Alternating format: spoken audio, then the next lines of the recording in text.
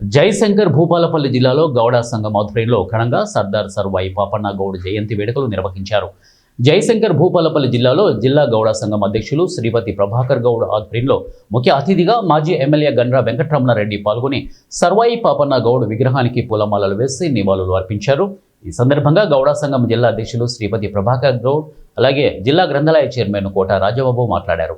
1650 August 18 రోజున వరంగల్ ఖిలాషాపూర్లో జన్మించిన సర్వాయి పాపన్న గౌడ్ తన చిన్నతనం నుండి తన చుట్టూ జరుగుతున్నటువంటి అన్యాయాలు, అక్రమాలు, దొరలు, చక్రవర్తులు, మొఘళ్ళు వారి అణచివేతను ఎదిరిస్తూ 17వ శతాబ్దంలో 350 సంవత్సరాల క్రితం మొఘల్ చక్రవర్తుల హయంలో బీసీ, ఎస్సీ, ఎస్టీ, మైనార్టీలను కలుపుకొని గెరిల్లా యుద్ధాలతో అనేక మొఘల్ సామ్రాజ్యాలను ఓడించి ఎంతోమంది బహుజనులకు విముక్తి కలిగించి గోల్కొండ కోటను, వరంగల్ కోటను గెలుచుకొని తిరుగులేని చక్రవర్తిగా పాలించారని అన్నారు.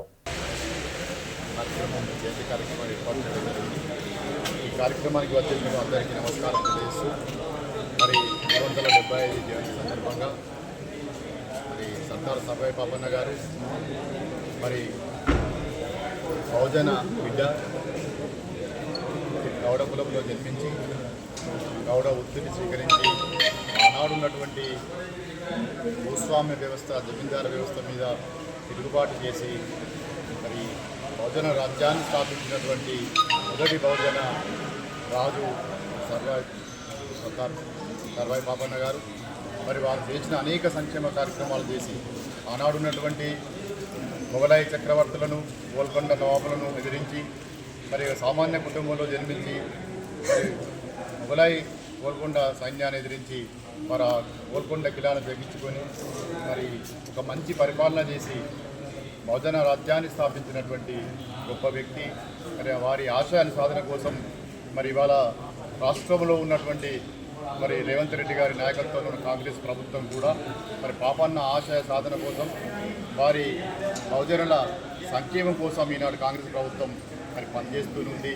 ఇవాళ బీసీలకు 42% రిజర్వేషన్ కల్పించి చేస్తూ ఉంటే మరి పెత్తందారులు చాలా ఇబ్బందికరంగా పెట్టి కులం పని చేసుకుంటూ కళ్ళదాగి కూడా డబ్బులు కూడా ఇవ్వకుండా పోయిన రోజులు ఉన్నాయి.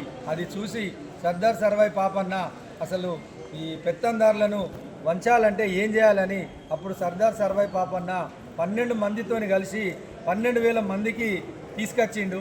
మరి 12 మంది అంటే చాకలి సర్వన్న, మంగళి మాసన్న, కుమ్మరి గోవిందు, జక్కుల పెరుమాళ్ళు, దూదేకుల సాహెబ్, కొత్మీర్ సాహెబ్ వీళ్ళందరూ కలుపుకొని 12 మందిని కలుపుకొని 12,000కి వెళ్ళిపోయాక గోల్కొండ కోటను ఏలిండు. మరి మామూలు కాదు, యోధుడు అంటే సర్దార్ సర్వాయి పాపన్న. మరి ఈరోజు అట్లా చేసినందుకు మనకి ఇప్పటికి కూడా మనకు బీసీలు, ఎస్సీ, ఎస్టీ అన్ని కులాల వారు, బీసీల వర్గాల వారికి సంబంధించిన అందరూ కూడా ఇప్పటికి కూడా ఏకం కావాలి. ఖచ్చితంగా మనకు 42% ఏదైతే ఇచ్చిండో అన్ని కులాల వారికి మనం ఏకం అయితేనే మిగతా వాళ్ళు తగ్గుతారు. లేకపోతే మాత్రం వాళ్ళే ముందుకు పోతారు, మనకు సీట్లు రావు. మనకు కావాలంటే మనకు 42%లో బీసీలు ఎమ్మెల్యేలు కానీ, ఎంపీలు కానీ, కౌన్సిలర్లు